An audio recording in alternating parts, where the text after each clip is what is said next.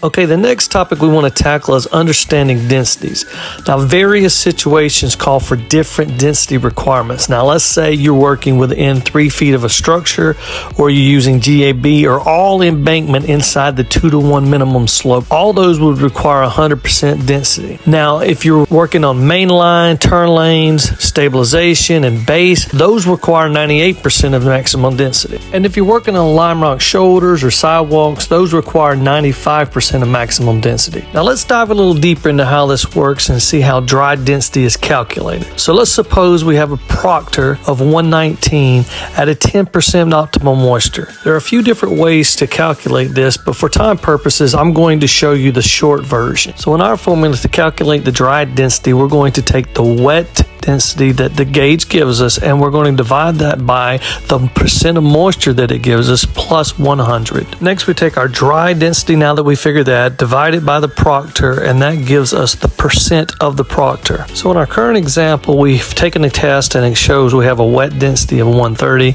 at a 12% moisture. So let's figure the dry density. We take the 130, we divide it by the 12% plus 100, which comes to 1.12. That would give us our dry density. Now we divide that by the proctor, which is 119, and that gives us a 97.5% of maximum density. So if we're doing embankment and we need 100% of max density, we realize that this is a failing test. So what's our options? We could continue our compactive effort in hopes that we could bring the wet density from a 130 up to a 133, keep the same percent of moisture at 12%. Now let's plug that in the formula and see what we got. So a 133 wet density divided by 12% moisture plus 100, which is 1.12. That gives us our dry density. Now let's divide that by the proctor, which is a 119, and that would give us a percent of 99.8. That rounded up would give us a 100% and a passing test. So what would happen if we stopped all compactive efforts and just allowed the moisture to drop 3.5% to a 9.5%? Let's plug that in and see what happens. If we kept the same optimal moisture of a 130, we would take 130 divided by our new moisture percentage of 9.5% plus 100, which would be 1.095. That would give us our dry density. Now we take our dry density and divide that by our proctor, which is a 119, and that would also give us a 99.8% of maximum density,